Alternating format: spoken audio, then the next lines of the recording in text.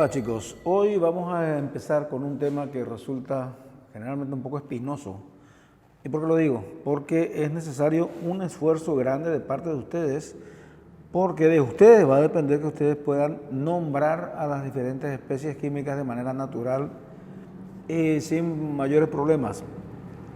Esta unidad se llama nomenclatura, justamente es para nombrar las diferentes especies químicas que vamos a ver en esta parte de la química, en la parte de química inorgánica, que no son muchas.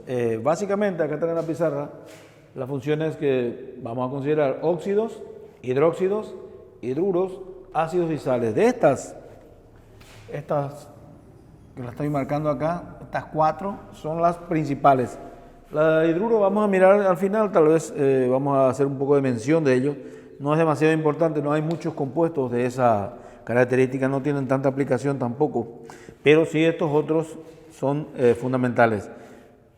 Mirándolo así, no parece muy complejo, ¿verdad? Pero vamos a ver de que existen varios tipos de nomenclatura, tres clases hay. Esta nomenclatura, la tradicional, la nomenclatura stock y la nomenclatura sistemática.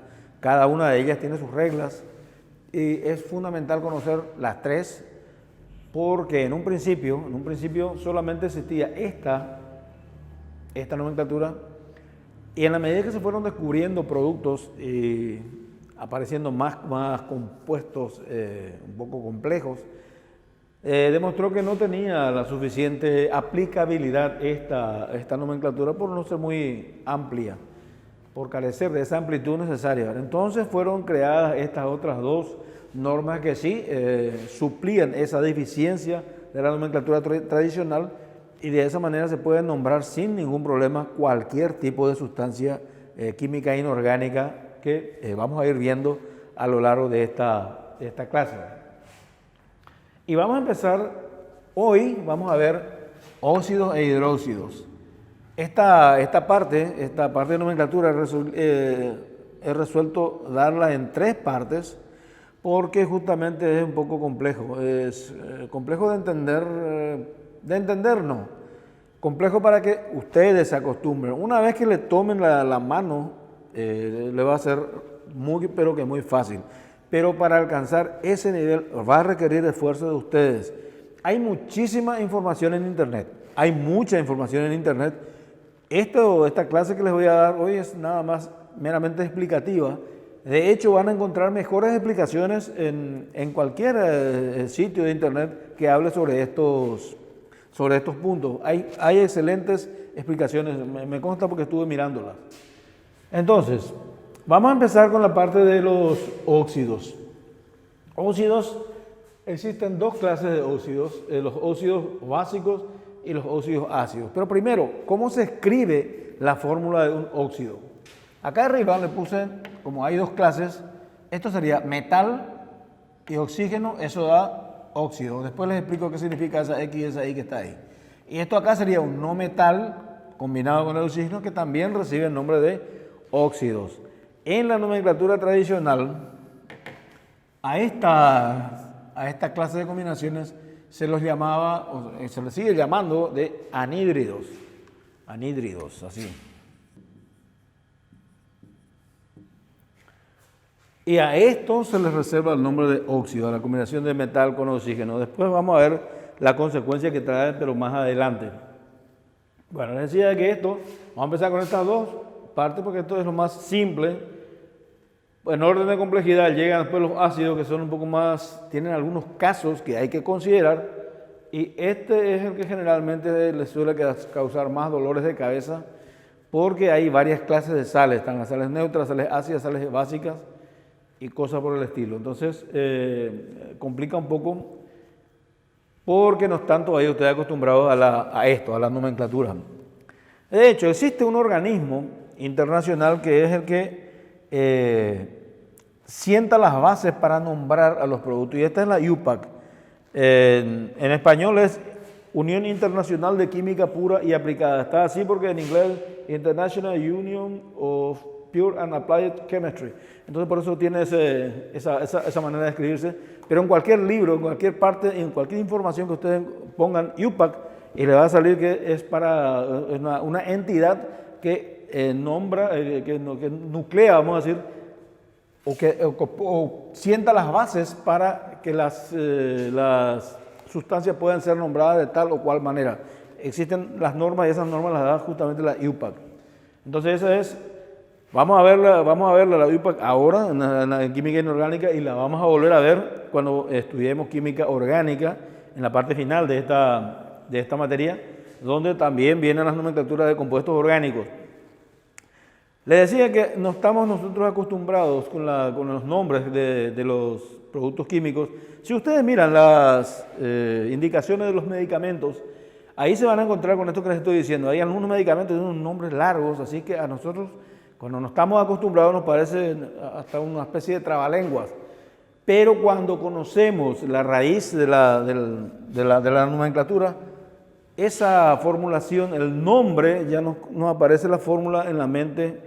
Una vez que escuchamos el nombre o leemos el nombre, automáticamente se nos pone en la mente la fórmula de esa sustancia. Esa ventaja tiene la nomenclatura IUPAC. Pero, como les decía, tenemos que acostumbrarnos, tenemos que conocerla. Un ejemplo, cualquier tipo de SAP, acá en manufactura también tiene, cualquier planta de tratamiento de aguas usa un material que se llama EDTA. Técnicamente es un secuestrante de calcio, esto para evitar que el agua, para que el agua no sea dura. Entonces él toma cuenta del calcio, este producto toma cuenta del calcio y todo el mundo lo conoce con el nombre de EDTA, es más fácil decirlo y le voy a decir su nombre, que significa, estas son las siglas, el nombre de esto es etilendiamino tetraacetato. Hasta parece un trabalengua, pero como les digo, cuando una vez que ustedes conocen la raíz, el espíritu de la nomenclatura, entonces la fórmula, el nombre del producto se les aparece en la mente automáticamente. Al principio así, parece hasta como le decía un trabalengua, pero no lo es. Vamos a ir conociendo eso y vamos por lo más sencillo, que son los ácidos. Como les decía, existen dos tipos de ácidos, los básicos, que son producto del metal con el oxígeno, y los óxidos básicos y los óxidos ácidos, que son producto de la combinación de un no metal con el oxígeno. En términos generales, todos se llaman ácidos. En la nomenclatura tradicional, a estos se les denomina anhídridos, pero solamente en esa nomenclatura tradicional.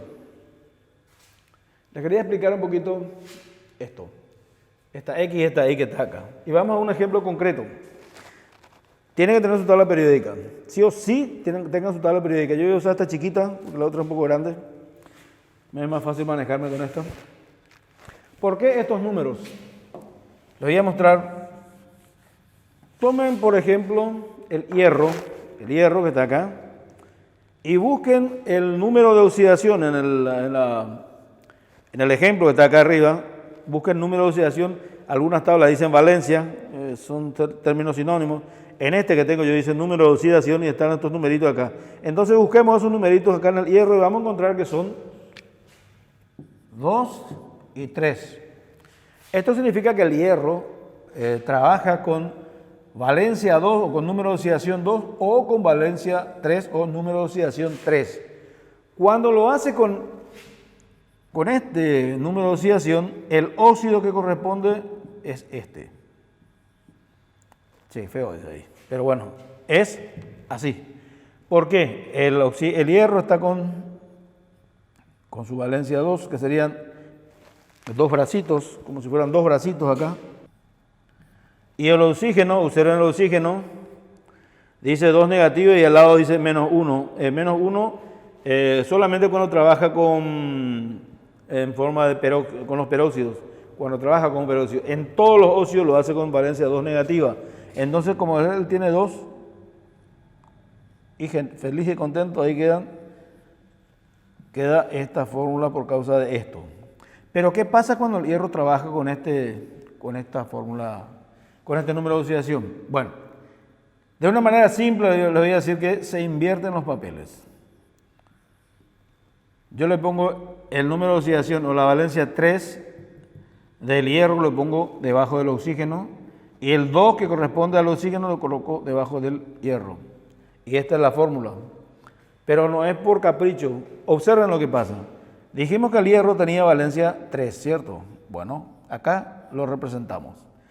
Un átomo de oxígeno se acerca, que él tiene valencia 2, se acerca otro átomo de oxígeno y queda una valencia libre. Así no puede ser, tiene que ser, todas las valencias tienen que estar saturadas. Entonces viene otro átomo de hierro con su valencia 3, una neutraliza esta que estaba libre y acá otro oxígeno. Y entonces, ¿cuántos hierros tenemos acá? 2 hierros, 2 y 6. ¿Cuántos oxígenos hay acá? 3 y 3 y 6. Entonces, esa es la razón del por qué se invierten los papeles, no es por capricho, esta es la razón del por qué la fórmula acaba cayendo en esta manera. Entonces, se invierten las... Y esta es una norma para toda combinación química, no solamente para los óxidos. Para cualquier combinación química ocurre esta regla, ¿verdad? Que se invierten los papeles y entonces la fórmula del compuesto queda así. Entonces ahora está explicado lo que significa esta X y esta Y que están ahí y que están acá también, ¿verdad? Entonces se refiere a estos números que varían conforme a las valencias, los números de oxidación de los elementos que estamos considerando. Entonces así se formulan, así se escribe la fórmula de los compuestos, en este caso de los óxidos, de cualquier producto químico. Como estamos hablando de los óxidos, bueno, pues bien, vamos a referirnos solamente a ellos.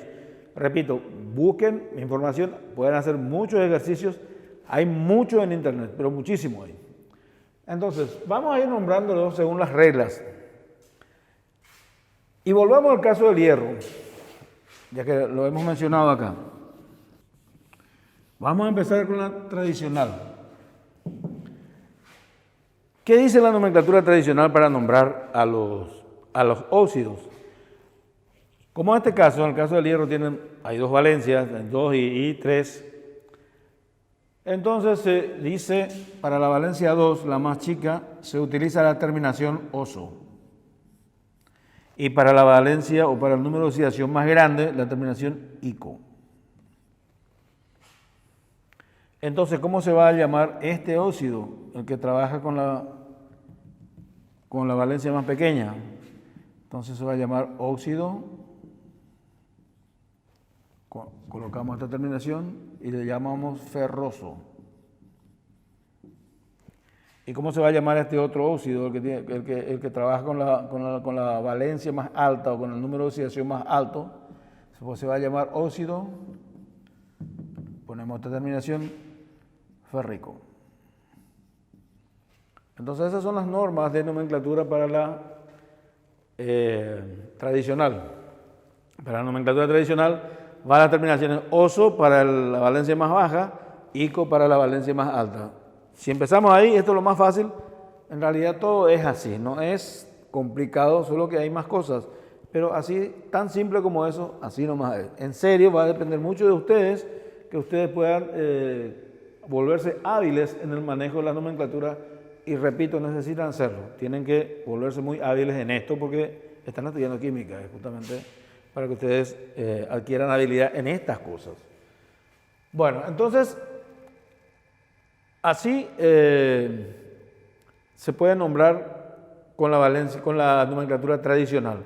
Pero ¿qué pasa cuando hay un número de valencias mayor que solamente 2? La gran mayoría, si ustedes miran su tabla periódica, muchos tienen, por ejemplo, toditos estos de la primera columna y todos los de la segunda columna tienen valencia. Estos tienen 1, estos tienen 2 y así. Y muchos de ellos tienen valencias únicas, pero hay otros que tienen más, como el caso del hierro. Observen por favor el manganeso que está acá y vean cuántas valencias tienen: 2, 3, 4, 6 y 7, un montón de valencias tienen. Y saltemos por favor al cloro, acá que está en la columna 7, y vemos que tiene menos 1 por un lado, después tiene 1, 3, 5 y 7, 1 positivo. Tiene menos 1 y tiene 1 positivo, 1, 3, 5 y 7. Acá en esta tabla falta una valencia, ahí el cloro también trabaja con valencia 4, muy poco usuales, pero sí lo es, sí trabaja también con esa valencia. Entonces, ¿cómo aplicamos esto, que solamente tenemos estas 2 terminaciones, cuando tenemos más valencia que simplemente 2? Y vamos a ir al caso del cloro específicamente. que tiene 4, vamos a considerar nada más que 4 valencias, hay más, ¿no? Esa valencia menos 1 que está ahí en su tabla, esa la vamos a sacar. ¿Por qué? Porque estamos hablando de óxidos. Los óxidos pues son combinaciones donde entra el oxígeno. Y frente al oxígeno muchos elementos tienen un comportamiento particular. Solamente con el oxígeno trabajan de esa manera. Y con el oxígeno las valencias del cloro son 1, 3, 5 y 7. Sí, también lo hace con 4, pero no voy a mencionar esa porque es un caso muy particular. Vamos a ver estas 4 nomás y cómo nos las arreglamos cuando solamente tenemos la terminación oso para la más chica e ico para la más grande, cuando acá hay más que eso. Entonces hacemos lo siguiente. Para estos dos se le da la misma terminación oso y para estos dos más grandes se le da la misma terminación ico. Dijimos que estamos hablando del cloro. Entonces, ¿cómo se van a llamar los óxidos o los anhidridos? En este caso, así. Vamos allá. Vamos con la valencia 1. Acá con la valencia 3, acá con la 5 y acá pues con la 7. Con valencia 1.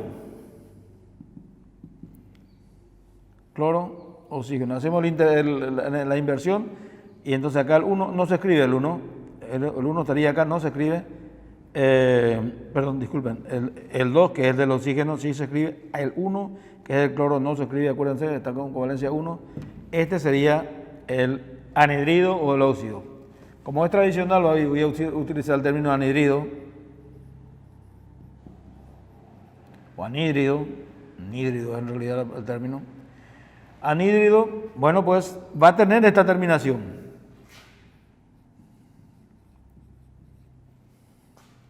Pero como el que trabaja con esta también va a tener esa terminación, ¿cómo lo vamos a diferenciar? Bueno, para el menor de los menores, para este, usamos un prefijo hipo. Entonces, este anhidrido se va a llamar anhidrido hipocloroso, cuando el cloro trabaja con valencia 1. Cuando lo hace con valencia 3, va a tener esta forma. Va a ser anhidrido, este va a ser cloroso. Y ahí está, la misma terminación, oso para ambos, pero al menor de los menores se le pone un prefijo para diferenciarlo del otro. Entonces, así. Cuando lo hace con valencia 5, no va a tener problema, va a tener la terminación ico, anhidrido clórico,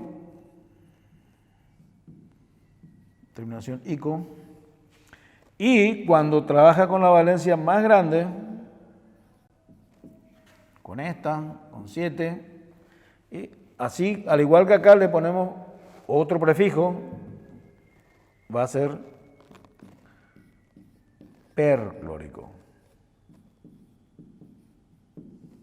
¿Sí? Entonces, acá están. Cuando tenemos dos que van a tener la misma terminación, al menor de los menores le ponemos el prefijo hipo y cuando estamos entre los dos más grandes, al mayor de todos le ponemos el prefijo per. Entonces, esto permite diferenciar esto de este otro y este de este otro. Entonces, así, con la nomenclatura tradicional se solucionan estos impases que hay acá. Pero observen, por favor, una vez más el caso del manganeso, que tiene todavía más valencia que esta, y realmente en esos lugares, en esas clases de situaciones, se demuestra que hace un poco de agua la nomenclatura tradicional, entonces por esa razón aparecen las otras nomenclaturas. Voy a poner acá los nombres de todo esto en la nomenclatura tradicional, ya que esto hemos aprendido, ¿verdad? Entonces, fíjense el litio que está en esta parte de su tabla periódica, siempre trabajen con la tabla periódica a mano, fundamental para nosotros. El litio su valencia es 1, esta es su fórmula. Como no tiene otra valencia, entonces esto simplemente va a ser óxido de litio. Así, no hace falta poner la terminación oso de ico porque no hay necesidad, ya que son valencias únicas. Lo mismo pasa con el potasio está debajo, en la misma línea, debajo del sodio está acá, entonces va a ser óxido de potasio. El calcio está en la segunda columna, también tiene una única valencia, va a ser óxido de calcio. El cobre, ya con el cobre no es lo mismo. Observen por favor, el cobre se encuentra acá. Acá, como el 1 no se escribe, es evidente que acá está trabajando con valencia 1. Entonces va a ser óxido y le colocamos la terminación oso, cuproso. ¿Sí? Y acá, que sí lo está haciendo con valencia 2, se pondría acá el 2 y acá el 2, pero se cancela eso. Entonces, esta es la fórmula del óxido. Como está trabajando con la mayor valencia, cúprico. Níquel. Observen por favor, el níquel tiene una situación parecida. El níquel trabaja con valencia 2 y 3. Está en esta parte en la tabla. Acá lo está haciendo evidentemente con valencia 2, igual que este, el 2 y el 2 está cancelado. Entonces este va a ser óxido niqueloso. Y este va a ser, como está con su mayor valencia, óxido niquélico.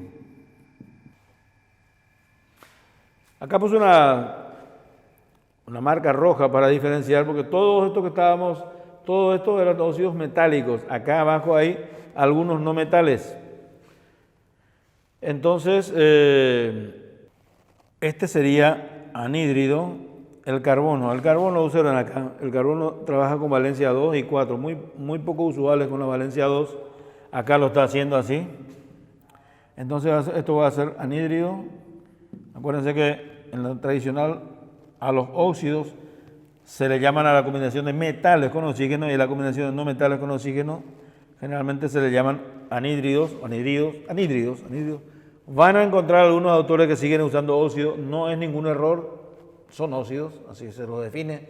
Observen acá, así es, se los define como tales. Óxidos son, o sea, no es error. Si quieren llamarle óxido, no hay ningún problema. Entonces, anhídrido carbonoso.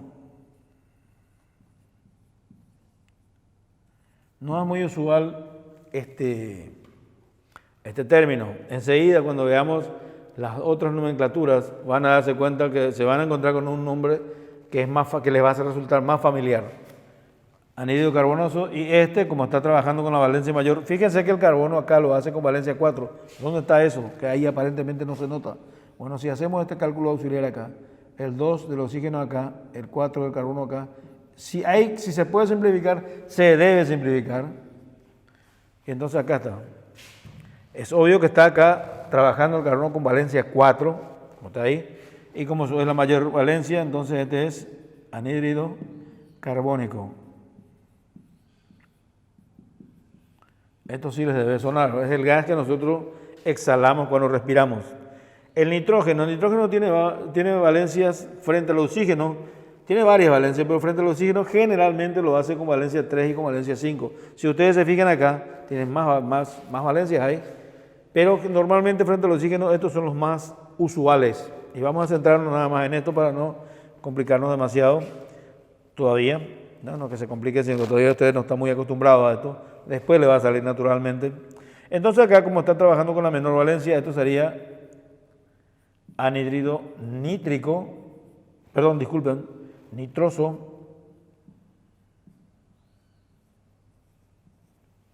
porque es la menor valencia, y esto otro sería anhídrido nítrico. Son solo algunos pocos ejemplos.